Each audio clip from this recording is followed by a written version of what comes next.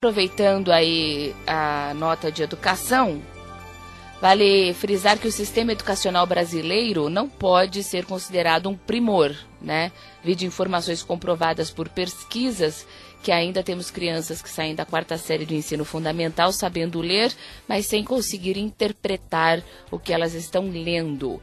Apesar disso, na outra ponta, a gente tem MBAs oferecidos aqui no Brasil entre os 100 melhores do mundo. 3 programas de MBA executivo para alunos com pelo menos 5 anos de experiência profissional disponibilizados por aqui estão na lista dos 100 melhores do mundo, de acordo com o ranking do Financial Times, que é uma publicação bastante conceituada. E para falar um pouquinho sobre isso, Júlio Furtado, ele que é doutor em Ciências da Educação, mestre em Orientação Educacional e MBA em Gestão Empresarial e também especialista em Gestalt Terapia. Olá, Júlio, tudo bem? Tudo bem, Sandra. Boa tarde. Boa tarde. Júlio, te surpreendeu a gente estar entre os 100 melhores? E olha que o Brasil aparece na posição de número 26, né, o MBA, depois na posição de número 41, University of Pittsburgh, e depois na posição de número 57, Fundação Instituto de Administração, a FIA, né? A gente sabe que o Brasil tem várias deficiências na educação, mas, por outro lado, a gente recebe surpresas gratas como essa, né? Como é que dá para avaliar isso? Olha só, Sandra, eu acho que, em primeiro lugar, se formos partir do princípio de instituições brasileiras mesmo, só poderíamos considerar 2 dessas, né? Tá. O 26º e parece que o 57º. O 41º digamos, é como se fosse uma filial do curso oferecido pela Universidade de Pittsburgh aqui no Brasil. Tá. Eu acho que esse confronto, né, que você estabelece, ele precisa ser analisado de forma diferente em cada situação.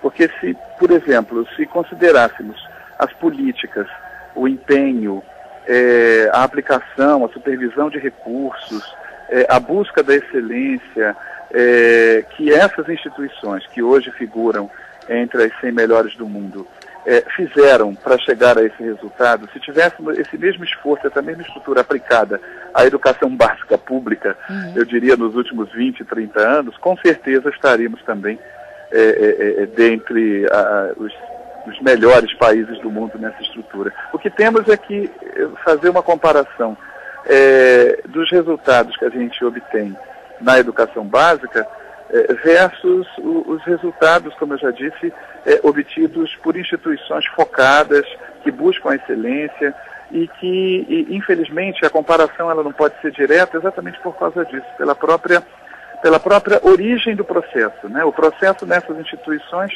eles têm origem num processo de investimento direto, né? Ou seja, esse aluno investe, ele busca esse resultado e essa instituição se compromete, né, com metas, com acompanhamento de recursos e com resultados reais. Infelizmente, as nossas políticas públicas não permitem esse mesmo perfil de processo, né? Hoje nós ainda colhemos os frutos de uma política pública muito descompromissada com supervisão de recursos, a gente vê a toda hora os escândalos, e a aplicação desses recursos em questões que deem resultados diretos, né? Que melhorem efetivamente a qualidade do ensino básico. Infelizmente, essa contradição existe, mas eu acho que a explicação está nessa divergência estrutural aí. Exatamente, e o senhor citou bem, não dá para fazer um confronto direto, exatamente porque é bem o que o senhor disse mesmo, o foco é muito diferenciado, né? A gente não tem ainda no Brasil o foco, ou acho que as pessoas ainda não perceberam a importância da educação, né, para o crescimento de um país, para o fortalecimento de um país. A gente sabe que países que ficaram quase que destruídos, como o Japão na Segunda Guerra, e focaram na educação, se desenvolveram absurdamente em muito pouco tempo, né? Então, a gente não pode fazer um confronto direto, mas dá para mostrar que se tiver foco, dá para fazer, né? Ah, com certeza. Com certeza. Eu acredito que a gente vem melhorando, né? Há 10 anos atrás, por exemplo, nós tínhamos um investimento por aluno, por ano, na educação básica em torno de R$ 1.300, R$ 1.500. Hoje, esse investimento, ele já está quase dobrando, mas ainda mantemos uma relação entre o valor investido no aluno da educação básica e o valor investido no aluno do ensino superior, ainda é uma relação muito grande. Hoje, essa relação está em torno de 6, né? O investimento do governo anual num aluno de educação superior é 6 vezes maior do que o investimento por aluno anual que ele faz na educação básica. A relação ideal é em torno de 3, né? Ou seja, ainda temos que melhorar muito, até mesmo na questão do valor investido nesse aluno, no caso da educação pública. Isso sem contar em criar uma estrutura de acompanhamento, de controle de recursos e de garantia de que esses recursos estão sendo empregados efetivamente em questões que levem a resultados melhores, né? Sim. E o senhor acredita que com esse tipo de ranking divulgado hoje, por exemplo, pelo Financial Times, dizendo que o Brasil, MBAs do Brasil figuram entre os 100 melhores do mundo, isso de alguma forma estimula a rede pública ou as secretarias de educação dos estados ou mesmo o Ministério da Educação a vislumbrar alguma coisa melhor para a nossa rede pública? Ou seja, por que algumas instituições conseguem e a rede pública não consegue, né? Será que isso ajuda a clarear alguma coisa para essas pessoas? Eu acho que ajuda, sim. A questão é a vontade política, né? Eu acho que quando nós temos essa vontade política, esse exemplo que está sendo dado pelos programas de MBA é um exemplo bastante interessante. Nós temos instituições que há 10 anos atrás, por exemplo, não podiam figurar nem mesmo na relação de cursos de excelência, né, e que 10 anos depois estão figurando aí entre os 100 melhores cursos do mundo.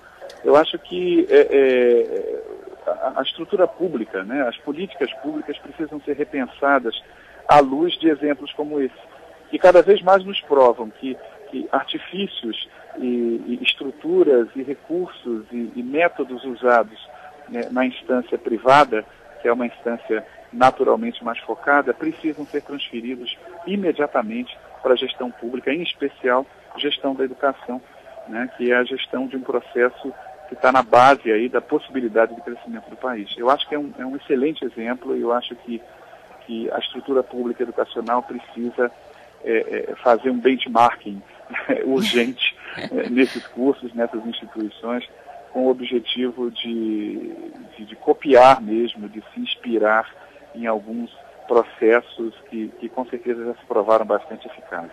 Porque a gente percebe que a população brasileira, né, o brasileiro em geral, ele se esforça tanto, né, para fazer as coisas, para tentar melhorar, etc. e tal, e a gente sabe que isso passa pela educação, né? Invariavelmente isso passa pela educação. E a gente não vê esse esforço, né, por parte da classe política, embora muito se fale, pouco se faz, né, sobre isso. Está melhorando, como você disse, mas ainda é muito pouco perto do que a gente vê por aí, pelo Brasil afora, né? Então, sempre é bom a gente bater nessa tecla para ver se um dia a coisa muda, né? Com certeza. Até porque os resultados nessa área são de médio a longo prazo, né? Ou seja, essa melhora de investimento que eu citei agora há pouco, ela só vai ter reflexo, eu diria, dentro de, no mínimo, 5 anos, e se esses recursos forem controlados, acompanhados e se for garantido que eles vão ser usados de fato em prol da melhoria dos resultados da qualidade da educação. Né? Pois não em investimentos que muitas vezes não resultam nisso. Tem todas essas variantes, né? Todos esses Cs e porquês, né? Aí dá medo. Com certeza.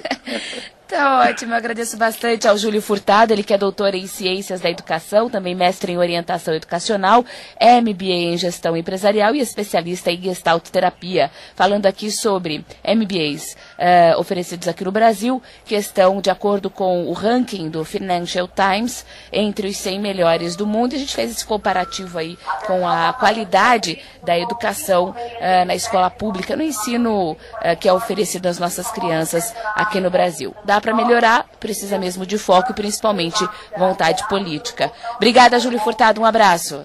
Obrigado a vocês. Tchau.